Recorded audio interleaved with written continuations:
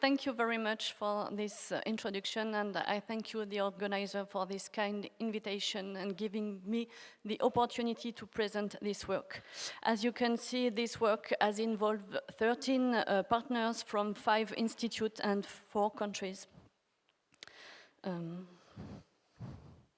The authors are no competing financial interest to declare.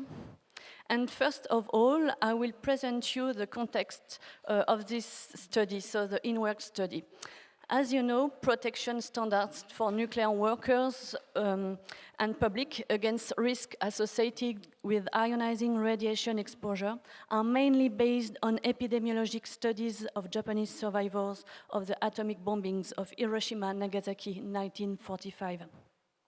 These studies brought out an excess of leukemia first, and later an excess of solid cancer due to ionizing radiation. But the pattern of exposure in the cohort of the survivors is very different of the type of exposure that is received by the workers and the general population. In the cohort of Japanese survivors, the exposure was a flash exposure. People were exposed to a dose in a few seconds delivered at a high very dose rate, whereas the workers or the general population received chronic or repeated low doses delivered at low dose rate exposure. And today there remains a lack of precision in the estimation of health risk associated with exposure to protracted low doses of ionizing radiation accrued at low doses rates. So it is particularly relevant to study the risk associated to such exposure in a population of nuclear workers, for example. So in the 2000s, an international study pulled data from nuclear workers of 15 countries. This study included a large number of workers, more than 400,000 workers, and it showed an excess of solid cancer associated to the dose of ionizing radiation. But the statistical power of this study was largely hampered by the short duration of follow-up and the young age of people at the end of follow-up. So recently, a new large international nuclear worker study was set out, also based on a large number of subjects, and this time we expected a long length of time of follow-up. So, what was the approach of INWORKS? INWORKS is a cohort study of nuclear workers. It is coordinated by the International Agency for Research on Cancer. Data were provided by 3 countries, France, the United Kingdom, and the United States of America. And we were associated to senior experts from the States and Spain. So, what were exactly the objectives of this study? First, it was to quantify directly the risk of cancer and non-cancer mortality associated with low protracted ionizing radiation dose. And we wished to give some information to answer 3 questions. First, what is the dose-risk relationship between external doses accumulated by nuclear workers and mortality from solid cancer, leukemia, or other diseases? Are the dose-risk relationships observed among nuclear workers similar to those derived in the cohorts of the survivors of the A-bombs? And what do the results bring regarding the current radiation protection system? So, the general method applied in this study were to pull data from different countries, and we pulled data on workers employed at least 1 year and monitored for external exposure to ionizing radiation thanks to individual dosimeter. And the 3 countries were France, the United Kingdom, the United States, and we pulled a joint cohort of more than 300,000 workers. So we were interested in the mortality of this worker, and we studied this mortality from the early 40s until, at the latest, 2005. We retrieved the vital status and underlying causes of death from national registries. And regarding the dosimetry, consequent work was done on the calculation to ensure the same quality of calculation in the 3 countries. So all doses were calculated based on the same methodology, which included uncertainty due to type of dosimeter and monitoring period, etc. As the main contributor to the exposure of the worker are gamma doses in this population, we calculated individual equivalent HP10 doses expressed in millisieverts, and we also estimated doses to organs that were relevant for the specific cancer studies. We had also some information of neutron exposure and internal contamination, but this information was not enough precise to take the dose into account in the calculation of the equivalent dose. So we just identify people exposed to neutron and potentially exposed to internal contamination. So the main exposure in this study is an external gamma exposure. So the statistical analysis was quite classical in this type of epidemiologic study. We estimated the mortality rates associated with cumulative dose. And we took into account a period of latency by lagging the dose by 2 years or 10 years, depending on the type of cancer we studied. We also performed a set of sensitivity analyses to test the robustness of our main results. So let's come to the results. The whole population we had in the cohort included more than 300,000 workers. There were male workers for the main part. The mean duration of employment was 15 years, and the mean age at last observation was about 60 years old.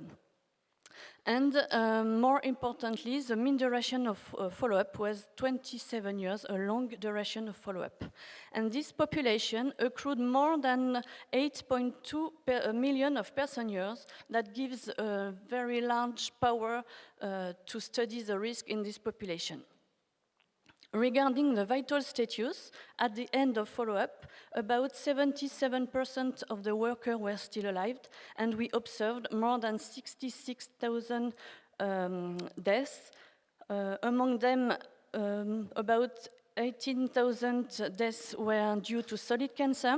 We observed 531 deaths due to leukemia, and about 28,000 deaths due to circulatory diseases. Regarding the dosimetry, we estimated the equivalent doses expressed in millisieverts. As you can see, the annual average dose received by the worker are very low, as they receive on average 1.7 millisieverts per year, and they cumulated along the follow-up about 25 millisieverts. So we are really in a setting of low exposure delivered at low exposure rates. As you can see also, the distribution of the doses is very skewed, as the median of the exposure is only 3.4 millisieverts, very lower than the mean.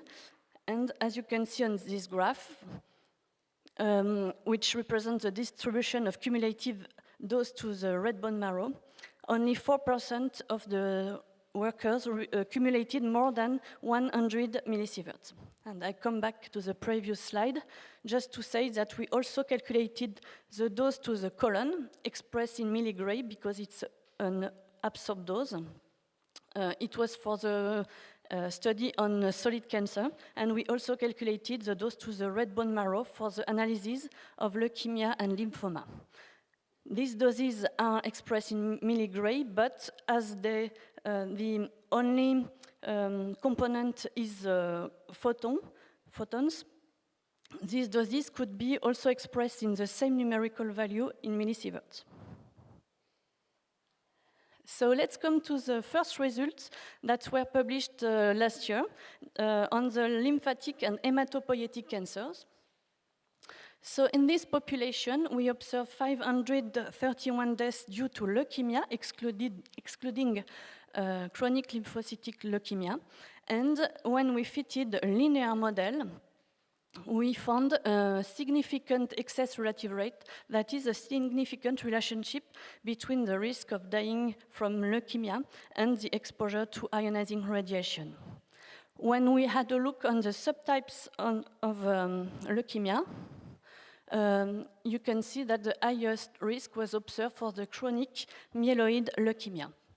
For the other type, acute myeloid leukemia and acute lymphocytic leukemia, we also observed positive coefficient, but they were not significant.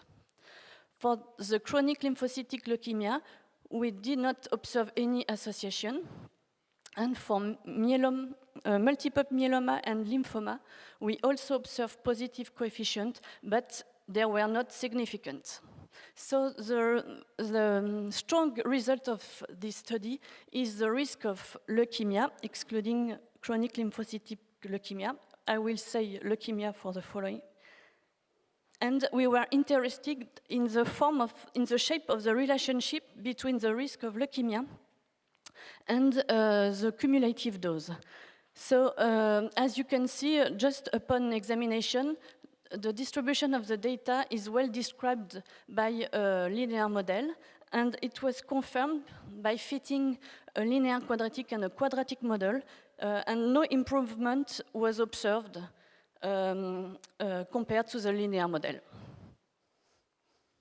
The next result is also an important result regarding radiation protection, because we were interested in analyzing the risk of leukemia over restricted red bone marrow dose ranges. So the purple line represents the dose-response relationship for the whole dose of range, and we also estimated the relationship for doses under 300 millisieverts. For under 300 millisieverts, we also found a significant excess of risk. And what is very interesting is that the slope of the relationship is very close to the slope for the whole dose of range of dose, sorry. And again, we estimated the risk for doses under 100 milligray, and we observed this time that the risk was not significant anymore, but what is very interesting is that the central estimate was again very close to the estimate on the whole range of doses. And this is an important result in terms of radiological protection, because we have lots of knowledge of the dose response for middle or higher doses, but we lack information at the low dose range, where the challenge is to quantify the risk, because the risk in this dose range are low and difficult to capture.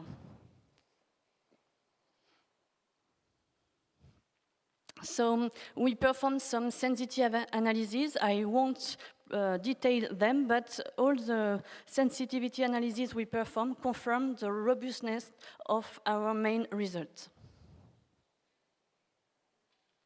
Now, just a few words on how to interpret this coefficient of risk. In this study, we expressed the excess relative rate per gray because it's more convenient to compare with other studies. But you know that our workers were exposed to 25 millisieverts on average. So We could also estimate the excess relative risk per 10 milligray, for example, which is a scale more representative of the exposure of the workers. And giving it per 10 milligray gives us that an exposure at 10 milligray multiplies the baseline cancer risk, leukemia risk, by 1.03. We also estimated the number of excess deaths due to non-leukemia under the hypothesis of the linear excess relative rate model, and we found that 31 deaths would be in excess in this population among the 531 observed deaths. That means that the additional probability of death by leukemia attributable to exposure to ionizing radiation in this population would be 1 death per 10,000 persons. So now let's come to the second part of the results that were also published last year, and they concern the risk of cancer other than leukemia. So the author, Richardson, considered different grouping. First, all cancer, and after that, all cancer other than leukemia. Solid cancer, that means he excluded also lymphoma and multiple myeloma. And solid cancer other than lung cancer. And the number of deaths for all cancer was about 20,000 deaths.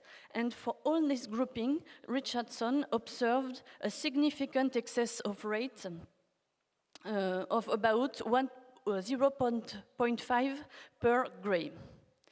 And the last analysis, the last analysis, solid cancer other than lung cancer, was done to examine in a certain way the potential of a bias due to smoking in our cohort. And the results show that if there is a bias, it's very light because the coefficient is very, very close, very consistent to the other coefficient, the coefficient including lung cancer. So again, we were interested in the shape of the dose-response relationship. And as you can say again, just upon visual examination, the data seemed to be well described by a linear relationship. And it was confirmed by fitting a linear quadratic model, and no statistical improvement was observed when introducing a quadratic term in the model. Richardson estimated also the number of excess deaths in the population. And he found, based on the linear model, that 209 deaths would be in excess in the population, and that gave us an crude attributable rate of 7 deaths per 10,000 persons. And again, we were interested in the quantification and of the dose-response relationship at the low dose range. So he performed analyses over restricted colondose ranges. And again, the very interesting result is that he found a significant excess relative rate for the range of dose from 0 to 100 milligray. And as you can see, another interesting result is that the slope doesn't seem to decrease. On the contrary, it seems to increase on the low dose range. So again, sensitivity analysis confirmed that these results were quite robust, and we observed no heterogeneity between the countries, etc. And the next step was to compare our results with the result in the reference study, like the lifespan study, the study of the survivors of the A-bombs. And we estimated in this population of the lifespan study, we estimated the excess relative rate for solid cancer and leukemia just for men aged men adult at the time of bombing in order to have a population quite similar to our population. And as you can see, the excess relative rate in INWORKS and the lifespan study are quite close and are consistent. And for the non-CLL leukemia study, also the coefficients are very, very close. So the estimated coefficient risk per gray in INWORKS are very close to estimate derived in the lifespan study. So to discuss this result, of course, as every epidemiological study, the INWORKS presents strengths and limitations. As limitation, we can cite that it is a mortality study. It's not ideal for studying highly survivable cancer, for example, thyroid cancer or breast cancer. It's a study limited to an adult population, so this result won't give any information for risk for children, for example. And we have no information on other risk factors than the exposure. For example, we have no information on smoking, and that could introduce a bias. For the strengths of this study, we can say that we have a large power, a large number of workers, and a long duration of follow-up. So we have a good power to study the risk at the low dose range. As a conclusion, I would say that INWORKS has a large capacity to demonstrate dose-risk relationship associated with exposure to protracted low doses of external radiation. The results for solid cancer and for leukemia are robust, and we observe significant dose-response relationships. Further analyses on temporal factor effect that could modify the relationship, like age at exposure or time since exposure, have been performed, and a paper has been submitted. So the results are not available for the moment, but soon, I hope. And we have also performed the analysis of non-cancer diseases, and particularly circulatory diseases, and also manuscript has been submitted to a journal very recently. So we can say that those risk relationships are no more significant below several tens of milligray, but the risk coefficient remains similar. And the risk coefficient in INWORKS are similar to those derived from the A-bomb survivors study. And the results are compatible with one of the main underlying hypotheses of the current radiation protection system, that is the extrapolation of relationships obtained from acute high doses settings to low protracted dose settings. So this result supports the rationale for radiation protection of population exposed to low protracted doses of ionizing radiation. And of course, these are observations in population, and these results are complementary to radiobiological research. Here are the publications issued from this work and the affiliation of my co-authors. And I thank you for your attention.